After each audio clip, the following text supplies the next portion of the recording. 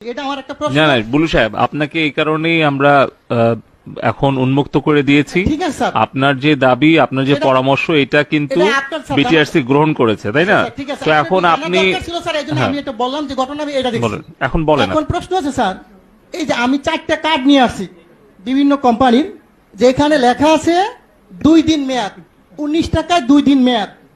এটা হচ্ছে বাংলা লিঙ্ক। এখন আছে 19 টাকায় আপনার 24 ঘন্টা মেয়াদ রবি। আর এয়ারটেল আছে 19 টাকায় 31 দিন 3 দিন মেয়াদ, আর গ্রামীণে 2 দিন মেয়াদ। আমার প্রশ্ন হচ্ছে, এই জিনিসগুলো কি স্যার পয়সা যায়? এটির মেয়াদ থাকবে কেন? আমার প্রশ্ন হচ্ছে, মানুষের টাকা আপনি মনে করেন আমরা যদি 20 কোটি লোক হই, যদি 20 টাকা করে ভরি, আর একদিন সবাই কথা বললাম না, কত হাজার কোটি টাকা এই কোম্পানি নিয়ে যাচ্ছে, সিস্টেমের মাধ্যমে নিয়ে যাচ্ছে। এর আগে আমি বলেছিলাম, একটা নিউজে দেখাইছে 17 মিলিয়ন ভিউ হয়েছে। ওদিন থেকে উচিত ছিল এই সিস্টেমটাকে বাংলাদেশে বন্ধ করে দেওয়া।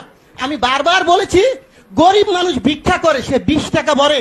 আপনি হয়তো জানেন না, আজকে বললাম সে তার মা মারা গেছে, বাপ মারা গেছে, সে কথা বলো না, তার মানে আমার টাকা চলে যাবে? হয় কেন? এই গ্রামীণ ফোন কোম্পানি বা অন্য কোনো কোম্পানি, এরা কারা? এরা আপনাদেরকে না জানে হাজার হাজার কোটি টাকা সিস্টেমের মাধ্যমে নিয়ে যাবে। এটা কিন্তু স্যার সহ্য করার মতো না।